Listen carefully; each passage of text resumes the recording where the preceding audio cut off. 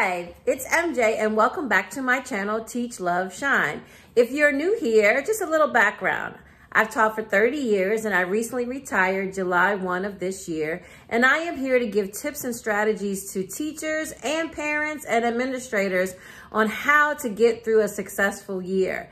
I'm just taking all of my experiences and sharing them with you. So today I want to have a parent moment. Yes, parents.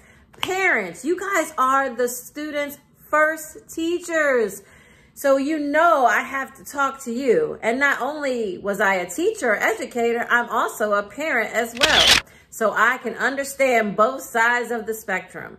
And you know what? During virtual learning these past couple years, parents, you stepped up in unbelievable ways and you became teachers at home in some instances.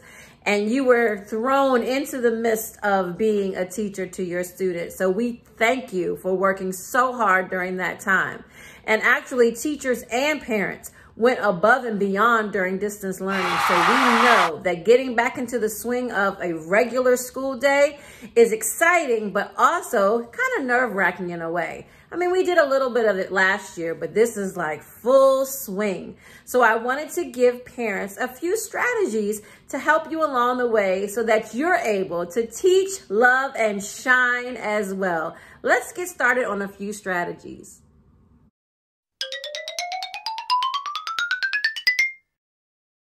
All right, strategy number one for parents is to establish a routine. Now, while they're at school, they have plenty of routines to follow to make the day go smoothly. So you want to establish routines at home in the evening and in the morning. Now, let's first talk about bedtime. Oh, bedtime. Well, you know, during the summer, most kids had no particular bedtime. They stay up late, they wake up late, no alarm clock possibly. So you want to establish a bedtime and you want to start practicing that now to get in a routine when school starts, because it's going to be rough the first week. I promise you. I have a child. I get it. It's going to be a little hard to get in routine, to get up so early in the morning and actually be productive all day and come home and go to bed at night at a certain time. So please try to establish a good bedtime that you're going to keep as a routine so that your child gets enough rest. Also, you want to make sure that they have all of their supplies, homework, whatever they need for the next day in their book bags the night before, ready to go. The worst thing in the world is when a child gets to school and like, I left my assignment on my desk at home or on the kitchen table. You want to have everything prepared in their book bags, backpacks, tote bags, whatever, ready to go for the next day. You also want to make sure that you establish a learning space. Like, does your child have a desk in their room or an area at the kitchen table or some type of learning space where that is designated for them to complete their assignments? You really don't want your child up in their room, just on the bed, chilling, doing their work. You want to make sure they have an established place where they have all their materials, any resources that they need, their computer, their charger, pens, pencils, paper, whatever they need to be successful to get their assignments done. Or even if they're reading silently, that maybe they're reading to themselves, they can have a specific area where they read, where they can focus. But you want to make sure that you have those routines set in place so that your child can be productive. So let's talk about another strategy. All right, next strategy, communication. That's a biggie. Now, at the beginning of the year, whatever school your child is attending, they usually will have some type of app for communication with parents and with students. So some of those apps may be like Class Dojo or Google Classroom or Parent Square, Remind 101, Edmodo. There's so many out here, but whatever your school sends to you to set up your account or open a new account or archive the old one and get a new one, whatever they send you as communication, please download it immediately. And if you have trouble, you know your child can help you because they're all tech savvy and everything, so they can help you. But you want to make sure you have that set up immediately because teachers will be sending out information and trying to contact you as soon as possible with information. So make sure that's set up and ready to go. Also, another strategy with communication is make yourself known to the teacher. Teachers love it when parents are involved and they show interest and they have questions because they want to make sure that you are comfortable as well because, you know, your child is with them the majority of the day. So communication is key. Make yourself known to the teacher. When they send out their email address, email them. Send them a nice little welcome to our family because basically that's what happens. We become a brand new village, you know. So send them an email with some information about you, your child, whatever you want them to know. Just make yourself known and do that throughout the school year. Also, when your school sends out the school calendar, make your own calendar and put those dates in there so that you're not blindsided by like days off of school or 2-hour early dismissals or things like that, because it's very important for you to have the child prepared on days like that. And sometimes you have to make special arrangements when schools are closed. So you don't want to be in shock. Even though schools will remind you, it's good for you to have it on a calendar as well. Also, that calendar is good for due dates, projects, homework, all kinds of stuff. So having a calendar, a working calendar that's visible for everybody is also a good idea. Also, remember, the teachers are there to help you. They're there to make sure your child is learning. They plan for them. They work so hard. They want to keep them safe and learning. So it is very important that you all communicate together. And like I said earlier, you're now a village. So they take care of them during the day. And then in the afternoon, the evening, the morning, you take care of them as well. So it is important that communication is key to make sure you have a successful year. So let's take a look at our last strategy.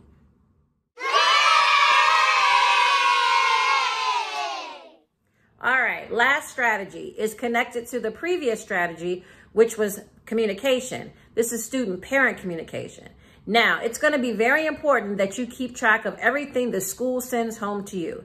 Newsletters, letter information, forms to fill out. Now, here's the thing. Is your district or your school going to be a digital school, or are they still paper? So either way, if they're just sending out everything digitally, make sure you keep track of that. If they're sending home papers, do you have a place in your house, in the kitchen or your office or somewhere where kids can like put things that need to be completed and filled out by you, or important letters? So you might want to establish a place for that if your school is still a paper school. But if not, keep track of all those digital information as well. You want to put things on the refrigerator sometimes to remind you of things that need to happen. You want to keep that communication with your child so they keep you abreast of what's going on.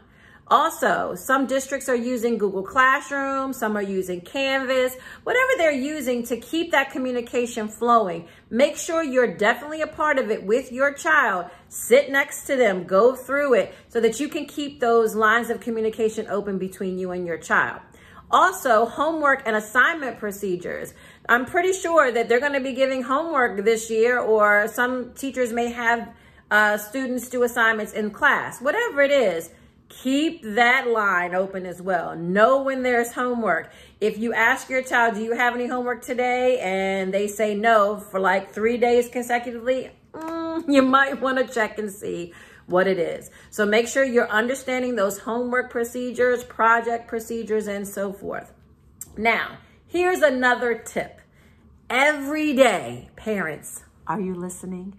Every day, you should ask your child something about school. Now, do not do this. Do not say, how was your day? Because guess what they're going to say? Good. That doesn't give you enough information. Now, if they say good, you can inquire more. What was good about it? Or you might want to say, tell me 2 to 3 things that you did today, or you learned today, or that were great today. And maybe one thing that you want to do better, or maybe there was some kind of challenge.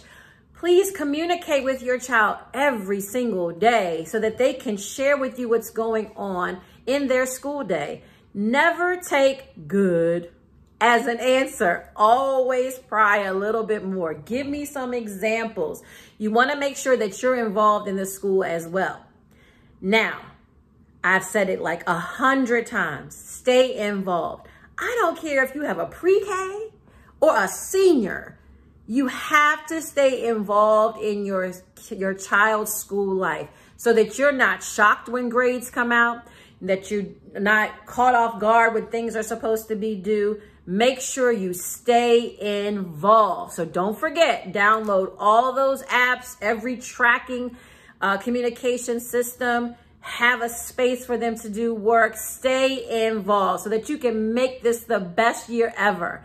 What's so exciting about a new year is you get to add new people to your village. You get to add your teachers to your village so you can all work together to have a successful year for your child, which is the most important thing. So have a great school year, and I'll send you a couple more parent moments as we go through the school year. If you have any questions or concerns, please drop them down in the comment box, and don't forget to like, share, and subscribe. Share with other parents.